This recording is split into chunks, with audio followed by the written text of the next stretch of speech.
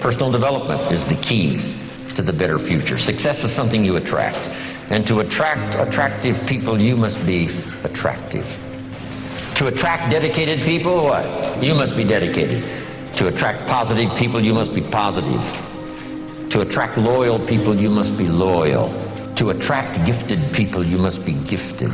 To attract sincere people, you must be sincere. It's a matter of attracting the people you want. That's really the key to leadership. Next, leadership is the big challenge of the 80s. Science, politics, industry, education, sales. Here's one of the most important leadership roles in the future. Parenting. Parenting, mother and father. Or sometimes a single father or a single mother that has to be both mother and father. This is such an incredible challenge. Guess who the great heroes are in our country? Teachers and single mothers. I can't imagine the job. It's almost too tough to imagine. I was coming back once from San Diego back to Los Angeles, and it was 1 o'clock. I'd been to a very late meeting. I stopped by Denny's. 24-hour coffee shop was open. I stopped by Denny's. It's 1 o'clock in the morning, and I walk in to have a little something, a piece of pie I think it was, and a cup of coffee. And at Denny's at 1 o'clock in the morning was the Avon lady. And she had a couple of waitresses around her, and she was showing the Avon products. 1 o'clock in the morning. When I finished my pie and coffee, I engaged her in conversation. I said, I have never seen an Avon lady at Denny's at 1 o'clock in the morning. She says, well, this is the best time. When the waitresses aren't so busy, and one at a time or two at a time, they can come and sit at my table, look at what I've got, and make purchases. I says, why do you do this? And she said, I'm a single mother with 2 children. Don't have to say any more, right? 1 o'clock in the morning at Denny's. This is called commitment of the best kind, right? Wow, these are the heroes. People that have such extraordinary circumstances to have to deal with, and they do it. They have such responsibility, and they do it. Right? They're stacked high with difficulties, and they do it, especially mothers.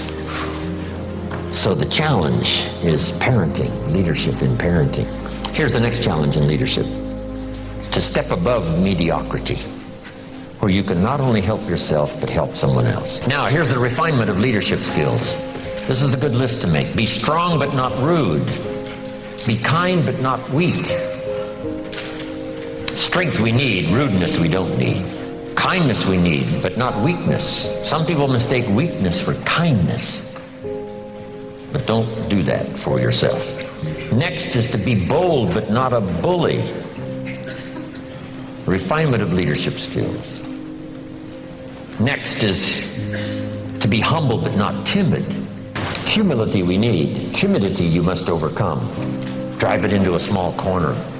Don't let it dominate your life, whatever you have to do. Next is to be thoughtful but not lazy. Here's a good one: to be proud but not arrogant. Pride we need, arrogance we don't need. Family pride, personal pride, community pride, school pride, team pride. We do need pride but not arrogance. Next is humor without folly. This is part of sophistication everybody needs to work for. Humor without folly. Witty but not silly. These combinations are sometimes really difficult to pull off. Here's what the old prophet said. This is a good one for your notes. Be as wise as a serpent and as harmless as a dove. How to be both wise and harmless. See, that takes some real doing. Most wise people are not that harmless, and most harmless people are not that wise. But the real challenge is to be both wise and harmless. One of the writer of New Testament said, I've learned to be both ambitious and content. Now that is a real stretch. But here was his solution: to be content with what you've achieved and ambitious for more. Right? To engage in contentment with what if you're always discontented with what you've achieved or what you have, see, that is the wrong malady.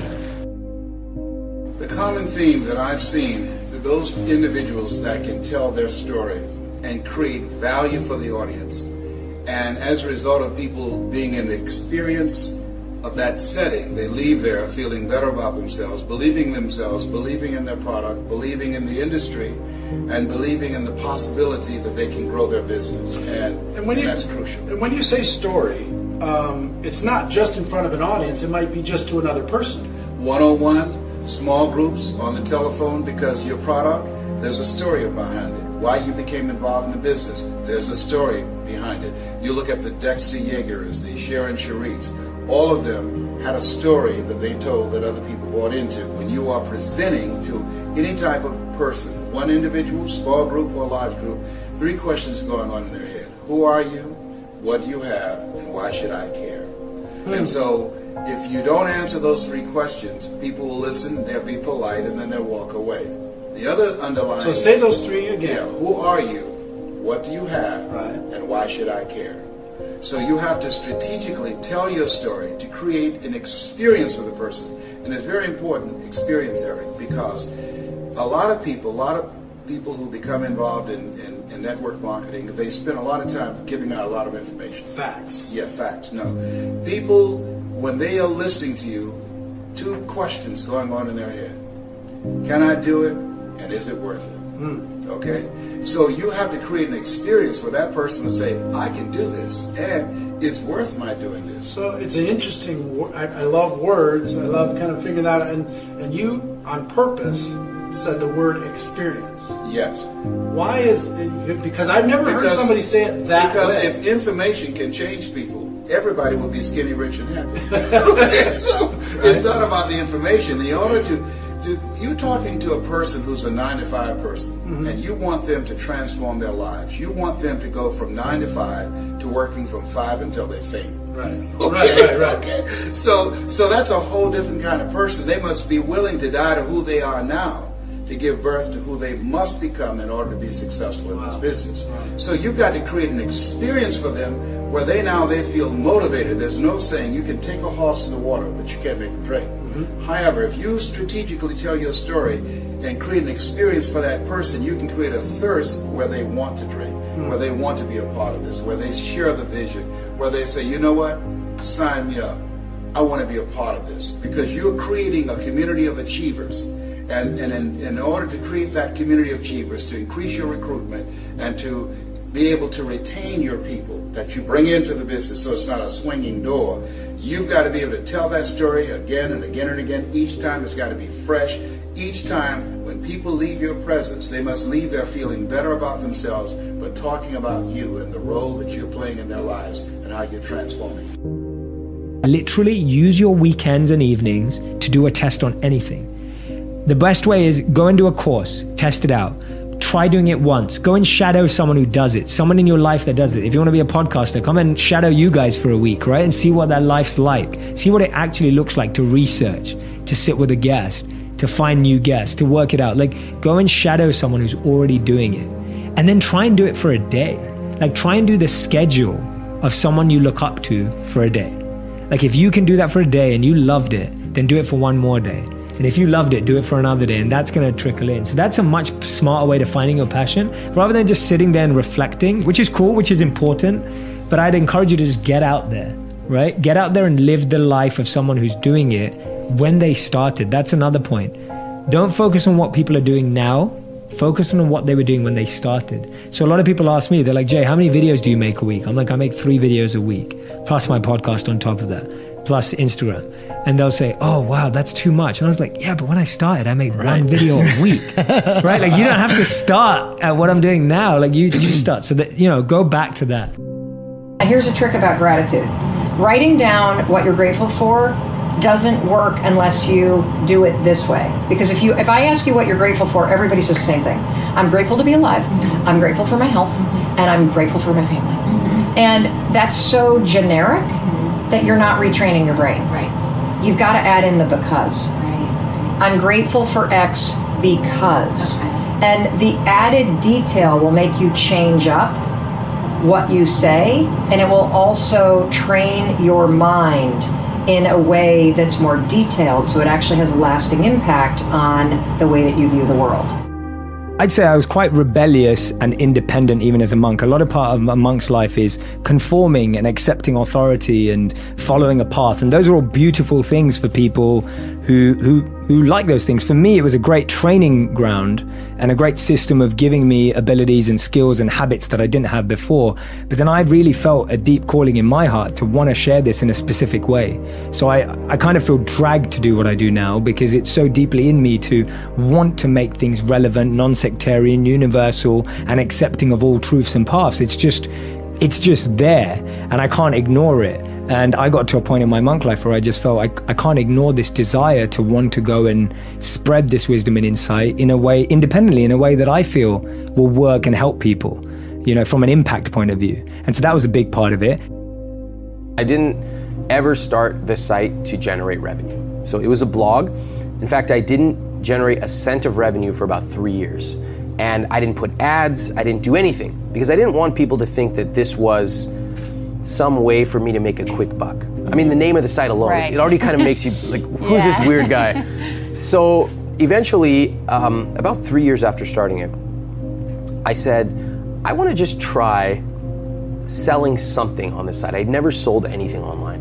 And this was late 2006. So there weren't a lot of people selling a ton of stuff online, but I said, let me put together a small ebook. It was about 30 pages, and I sold it for $4.95. And I absolutely love this because, first of all, that number is so small. And now, we have courses that sell for over $12,000. And yet that $5 ebook was the most scared I've ever been about selling anything. So remember, I'd been writing for free for 3 years, probably 3 to 5 times a week. I had a community that was really loyal. So these people there were like hundreds of comments on posts. And I'm like, oh my God, I'm gonna post this. So I post the ebook. It was a good ebook, and it was beautifully designed. And I was afraid that people would call me a sellout, that people would say, oh, so this is a trick. You've just been building this up so you can sell.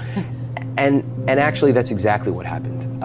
I had people, and the comments are still live, you can go back and look at it, where people said, oh, I will teach me to be rich. And, oh, so clearly you've jumped the shark. Yeah. All these horrible things. And as an entrepreneur, that really hits you in the gut because I felt betrayed that I had been doing this for free for years. And I felt that people were questioning my ethics, that why would I play a 3-year trick, right? And just all these, and also when you think about it, is selling really tricking someone? No, I don't believe it is. But back then, I was scared to sell. I didn't think anyone would buy. I was selling from my heels, which means I was almost apologizing. Right. And so many entrepreneurs do that. Oh, I'm afraid. So what am I going to do? I'm going to lower my price. Yeah. That'll make them love me. and of course, all of those things were wrong. What stood out to me, though, was that while there were all these loud, vocal minority commenters who were worthless, they were never going to buy no matter what. Right. There was a quiet group of people who were buying. And I could see the numbers. They were buying, they were sending me really positive emails, they were opening my emails more, so I could see the math. And I was kind of confused. How come there's this loud vocal minority of complainers, and then there are these people who are actually loving it and saying, what's next? Right. So that's when I made the decision that I didn't understand what was going on, but there was something going on here. Yeah. And I want to figure it out. And over the next 3 years, I dived deep into the psychology of selling, into how to create world-class products, pricing, basically how to create value that people are so happy to pay that price is a mere triviality. Wondering why other people's success or wondering why other people are successful is the refuge of losers. Yes. It's a loser mentality. It's a loser occupation. It's a loser practice because you're wondering why other people are successful. Like, who gives a f-? You can say you think it sucks, but to spend time wondering why someone is successful and hating on someone for being successful, it doesn't do any good. It's like, what is that old expression that jealousy is, it's a poison that does the opposite of its intended? It doesn't affect the other person at all, but it poisons yourself. Yeah. It wastes your energy and time.